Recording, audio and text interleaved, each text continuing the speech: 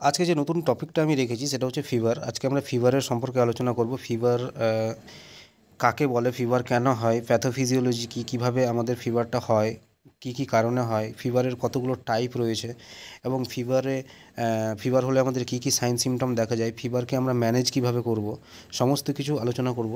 তো শুরু থেকে শেষ পর্যন্ত ভিডিওটি দেখো। আর যারা চ্যানেলে নতুন তারা অবশ্যই চ্যানেলটি সাবস্ক্রাইব করে নেবে এবং ডেসক্রিপশন বক্সে দেওয়া লিঙ্ক থেকে আমার টেলিগ্রাম পেজ এবং গ্রুপে জয়েন হয়ে যাবে। তাহলে টেলিগ্রাম পেজ এবং গ্রুপে জয়েন হয়ে গেলে সেখানে আরও অনেক আপডেট, অনেক PDF, assignment, case study, notes, drug study, everything যত যা থাকে সব কিছু কিন্তু ওখানে পিডিএফ আকারে দেওয়া হয়। ওখান থেকে তোমরা অনেকে নিজেদের সমস্যার সমাধান করে নিতে পারো। তাহলে চলো কথা না বাড়িয়ে ভিডিওটি শুরু করি। আজকের টপিক হচ্ছে ফিভার। ফিভারের ইন্ট্রোডাকশানে কি বলা হয়েছে, fever also referred as a pyrexia, মানে ফিভারকে কিন্তু পাইরেক্সিয়াও বলা হয়ে থাকে। Is defined as having temperature above normal range. এটাকে ডিফাইন করা হয়েছে যখন নর্মাল রেঞ্জ থেকে টেম্পারেচারটা আমাদের বেড়ে যায় due to increase body temperature set point. মানে এক কথায় ফিভারকে পাইরেক্সিয়াও বলা হয়ে থাকে এবং পাইরেক্সিয়া বা ফিভার তাকেই বলে যখন আমাদের বডির টেম্পারেচার একটা নর্মাল রেঞ্জ থেকে বেড়ে যায়। ডেফিনেশনে কি বলেছে, ডেফিনেশনে বলেছে body temperature above normal range, যখন আমাদের বডি টেম্পারেচার অ্যাবাভ নর্মাল রেঞ্জের অ্যাবাভে চলে যায়। এবার নর্মাল রেঞ্জ কত, নর্মাল রেঞ্জ হচ্ছে 98.6 ডিগ্রি ফারেনহাইট হচ্ছে আমাদের নর্মাল রেঞ্জ। এবার 98.6কে অ্যাভারেজে ধরা হয়েছে 99। তো 99 থেকে 102 ডিগ্রি ফারেনহাইটে যখন আমাদের চলে আসে বডি টেম্পারেচার, তখনই আমরা সেটাকে ফিভার বলে থাকি। তো ফিভার কাকে বলে আমরা জেনে গেলাম। নেক্সটে আমরা জানবো প্যাথোফিজিওলজি অফ ফিভার, কীভাবে অ্যাকচুয়াল ফিভারটা আমাদের হয়ে থাকে। তো সবথেকে প্রথমে যেটা হয় যে বিভিন্ন প্যাথোজেন যেমন ব্যাকটেরিয়া, ভাইরাস, সেগুলো আমাদের বডিতে এন্টার করে। কীভাবে? নোজের থ্রু, মাউথের থ্রু, এই সমস্ত নোজ মাউথ যে পোর্টাল এন্ট্রিগুলো হয় সেগুলোর থ্রু আমাদের বডিতে এন্ট্রি করে।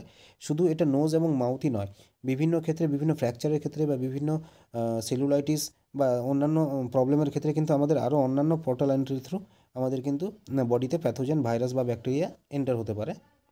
তো যখনই সেটা এন্টার হয় তখন কী হয়, আমাদের হাইপোথ্যালামাস ইনিশিয়েট হয়ে যায়।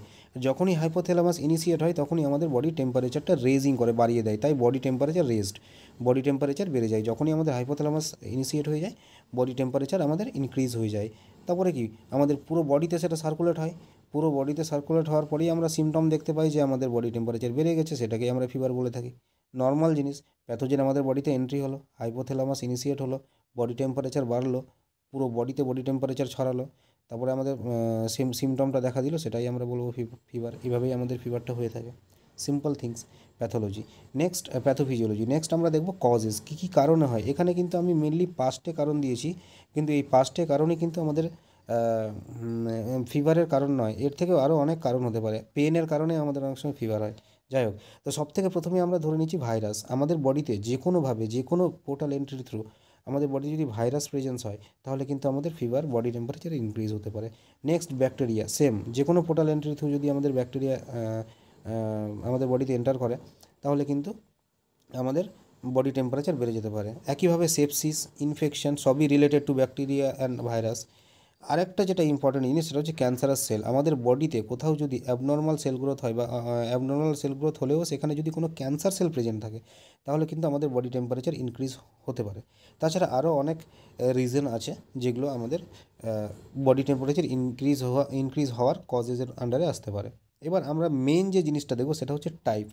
ফিভারের টাইপগুলো কী কী রয়েছে। ফিভারের কিন্তু আমি এখানে 6টা টাইপ, মেন 6টা টাইপ তুলেছি। ফিভারের টাইপ আরও বিভিন্ন রয়েছে, কিন্তু মেন যে টাইপ সেগুলো হচ্ছে মেন 6টা টাইপ আমি এখানে তুলে ধরেছি তোমাদের সামনে। তো প্রথমে যেটা হচ্ছে ইন্টারমিটেন্ট ফিভার, তারপরে রিমিটেন্ট ফিভার, তারপরে রিল্যাপসিং ফিভার, তারপরে রয়েছে কনস্ট্যান্ট ফিভার, ইনভার্স ফিভার এবং রাইগর ফিভার। এই 6টা ফিভার মেনলি আমরা দেখে থাকি। তাহলে ইন্টারমিডিয়েট ফিভার কী বলা হয়েছে, intermediate fever is characterize by episode of high body temperature that last a few hour to day alternating with interval of no fever. মানে আমাদের দিনের কিছু ঘন্টায়, মানে কিছু সময়, কিছু ঘন্টা আমাদের বডি টেম্পারেচার পুরো হাই থাকে, কিন্তু কিছু সময় বাদ আমাদের শরীরের কোনো ফিভারই থাকে না, মানে বডিতে কোনো টেম্পারেচারই থাকে না। মানে আমরা এরকম ভাবতে পারি যে এখন আমার ফিভার আছে টানা 2 ঘন্টা ধরে বা 1 ঘন্টা ধরে আমার ফিভার পুরো হাই আছে, 2-3 ঘন্টা পরে আমার ফিভার কিছুই নেই, এটা সাধারণত সেপসিস বা ম্যালেরিয়ার ক্ষেত্রে দেখা দিয়ে থাকে। নেক্সটে চলে আসবো রিমিটেন্ট ফিভার। রিমিটেন্ট ফিভারে কী বলেছে, it is a fever characterize by variation of more than 2 degree between morning and evening but not reach normal. তো এখানে রিমিটেন্ট ফিভারে কী বলা হয়েছে, দুটো সময়ে আমাদের বডি টেম্পারেচারের পার্থক্য 2 ডিগ্রির পার্থক্য হয়। যেমন আমার সকালে যদি বডি টেম্পারেচার 100 থাকে, মানে সকালে যদি আমার 100 ডিগ্রি ফরেনহাইট বডি টেম্পারেচার থাকে, তাহলে ইভিনিংয়ে আমার বডি টেম্পারেচার 102 ডিগ্রি ফরেনহাইট হবে। কিন্তু ফিভার কিন্তু দুই সময়ই থাকছে, সকালেও ফিভার থাকছে, সন্ধ্যাতেও ফিভার থাকছে, বাট সকালে 100 ডিগ্রি, তো সন্ধ্যায় 102 ডিগ্রি, অথবা সকালে যদি 102 ডিগ্রি হয় তাহলে সন্ধ্যায় 100 ডিগ্রি হবে। সাধারণত টাইফয়েড, এন্ডোকার্ডাইটিস এগুলো ক্ষেত্রে এই ফিভারটা দেখা দিয়ে থাকে। তারপরে যেটা আসবো রিল্যাপসিং ফিভার। রিল্যাপসিং ফিভারে কী বলেছে, an acute infection bacterial disease characterize by alternating febrile period of non febrile period. এটা সাধারণত ফেব্রাইল পিরিয়ড ও নন ফেব্রাইল পিরিয়ডে এটা হয়ে থাকে। এটা একটা ইনফেকশনের কারণে হয়ে থাকে, ব্যাকটেরিয়াল ইনফেকশনের কারণে হয়ে থাকে। আর এটা ভাইরাল ইনফেকশন, অর্থাৎ বিভিন্ন ভাইরাস যদি আমাদের বডিতে অ্যাটাক করে তার ফলে যে ফিভারটা হয় সেটাকেই বলা হয়েছে রিল্যাপসিং ফিভার। এটা কি হচ্ছে, ফেব্রাইল পিরিয়ড আর নন ফেব্রাইল পিরিয়ড দুই ক্ষেত্রেই কিন্তু দেখা যায়। এবার আমরা জানবো যে ফেব্রাইল পিরিয়ড এবং নন ফেব্রাইল পিরিয়ড কী। ফেব্রাইল পিরিয়ড হচ্ছে যখন কোনো কারো বডির টেম্পারেচার রেজ হয়ে থাকে বা কারোর মধ্যে ফিভার প্রেজেন্ট আছে, তখন সেটাকে বলে ফেব্রাইল পিরিয়ড। আর নন ফেব্রাইল পিরিয়ড বলতে যখন তার ফেব্রাইলের পুরোটা অপোজিটটাই হচ্ছে নন ফেব্রাইল পিরিয়ড, মানে যখন তার বডি টেম্পারেচার ইনক্রিজ হয়ে থাকে না, সেটাকেই বলা হয়েছে নন ফেব্রাইল পিরিয়ড। তারপরে আমরা যেটা দেখব সেটা হচ্ছে কনস্ট্যান্ট ফিভার। কনস্ট্যান্ট ফিভারে কী বলা হয়েছে, temperature remain more than normal always with very less fluctuation. টাইফয়েডের ক্ষেত্রে দেখা যায় সাধারণত, মানে কি হচ্ছে যে আমাদের নর্মাল যে টেম্পারেচার তার থেকে 1 থেকে 2 ডিগ্রি ফরেনহাইট মাত্র ইনক্রিজ হয়ে থাকে, সেটাকে আমরা বলবো হচ্ছে কনস্ট্যান্ট ফিভার। তারপরে হচ্ছে ইনভার্স ফিভার। ইনভার্স ফিভারে কী বলা হয়েছে, body temperature higher in morning and lower in evening, মানে মর্নিংয়ে আমাদের বডি টেম্পারেচার হাই থাকে এবং ইভিনিংয়ে আমাদের বডি টেম্পারেচার লো থাকে, সেটাকেই বলা হয় ইনভার্স ফিভার। আর তারপরে মোস্ট ইম্পর্ট্যান্ট যেটা সেটা হচ্ছে রাইগর ফিভার।